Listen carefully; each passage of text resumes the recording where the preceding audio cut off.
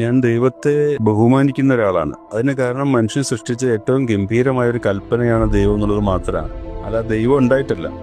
നമ്മുടെ സർഗാത്മകരായ എഴുത്തുകാർ, സംഗീതജ്ഞർ, കലാകാരന്മാർ എല്ലാവരും കൂടി ചേർന്നുണ്ടാക്കിയ ഏറ്റവും ഗംഭീരമായിട്ടുള്ള ഒരു സങ്കല്പമാണ് ദൈവം. ചെകുത്താനും അതെ, ചെകുത്താനും നമ്മൾ സൃഷ്ടിച്ച അതിഗംഭീരമായ ഒരു ആശയമാണ്.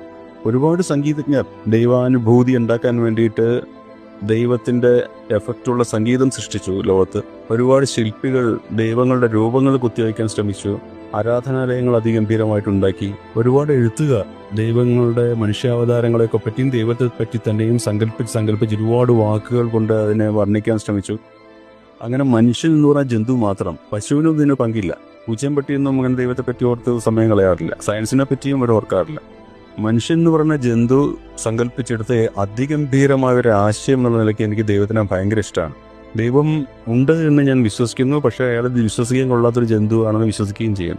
അല്ലെങ്കിൽ നമ്മുടെ വയനാട്ടിലൊന്നും ഈ അപകടം ഉണ്ടാവില്ല. ദൈവം ഉണ്ട് വിശ്വസിക്കാവുന്ന ഒരാളാണെങ്കിൽ ഇങ്ങനെ പാവങ്ങളെ പിടിച്ച മണ്ണിൻ്റെ അടിയിൽ കിട്ടുന്ന ഒരു പരിപാടിയൊന്നും ഒരു ദൈവവും കാണിക്കില്ല.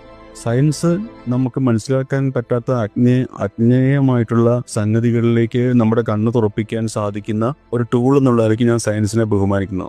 ഭക്തിയോടെ തന്നെ ബഹുമാനിക്കും. ആ അർത്ഥത്തിൽ എനിക്ക് ദൈവത്തെക്കാൾ ഭക്തി സയൻസിനോടാണ്. എനിക്ക് ആൽബർട്ട് ഐൻസ്റ്റീനാണ് ഗണപതിയേക്കാൾ വലിയ ദൈവം.